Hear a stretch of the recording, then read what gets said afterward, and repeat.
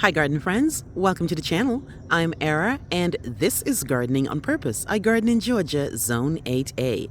For today's video, I'll be highlighting 5 pollinator magnets in my yard. This is only 5. Later on in the season, I'll give you 5 more because as you know, we're only in July and there's more plants that's coming out and more blooms to happen between now and October. So let's get started. First up, we have Latris, also known as Blazing Star.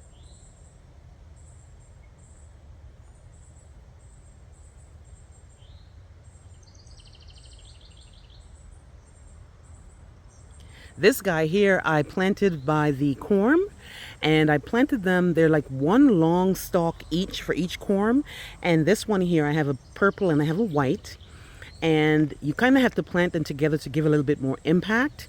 And I have a patch of 3 of these all over the yard, and they're all attracting the bees especially, but they do get butterfly action, they get moth action, they get all types of insects. This is the beautiful Latris.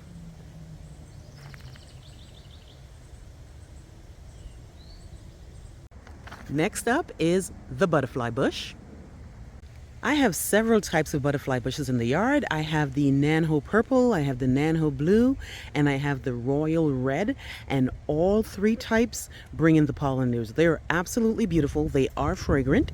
The only downside to this particular type of butterfly bush is it gets really, really big. And once again, I'm gonna have to move it and put it further back in the yard. It's taking up a little bit too much space than I needed to, but that's another story. It's a beautiful plant. Here are the flowers, and as you can see, there was something on it earlier. It is a beauty. This one gets up to 5 feet, guys. This particular one here is the royal red, and it takes up too much space for where it's at, but it's a beauty, and it does bring the pollinators in. But let me know if you have butterfly bush and if it brings the pollinators to your yard.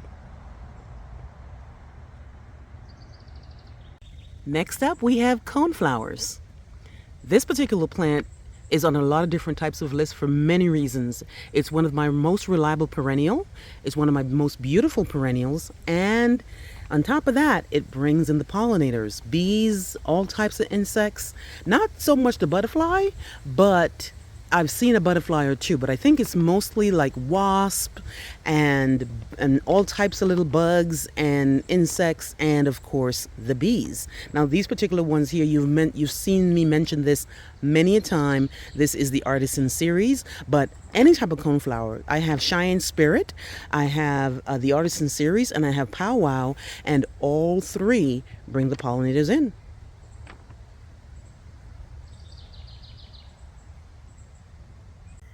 Next up, we have Veronicas. This specific one here is Royal Candles. Now it needs to be pruned. I know it looks kind of rough. I need to kind of deadhead it so it could give me a little bit more, because this is supposed to take me all the way down to the frost.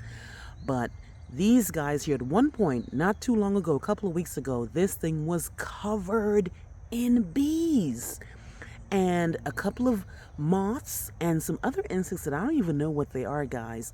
But the bees love the Veronica, and this particular one here is Royal Candles.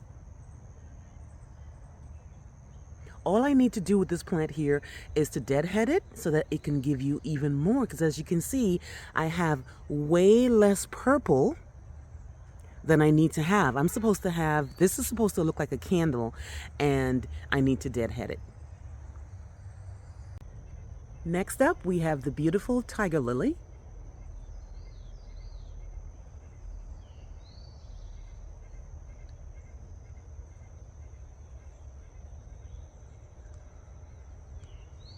And do you see that hummingbird right there?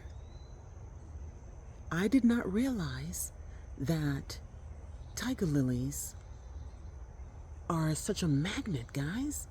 The hummingbirds love them. And as you can see, I'm whispering because he's right there. And I don't know if he doesn't see me or if he's just hungry. Oh my God, guys, look, look. Oh my gosh, okay. So, yes, pollinator magnet, anybody? Tiger lilies. All right, guys, let me know if you have the same type of plants on your list or if you have different plants. Please like, please share, please subscribe, and remember, hit that notification bell so you can be alerted on my new videos. Thank you and have a great day. Bye-bye.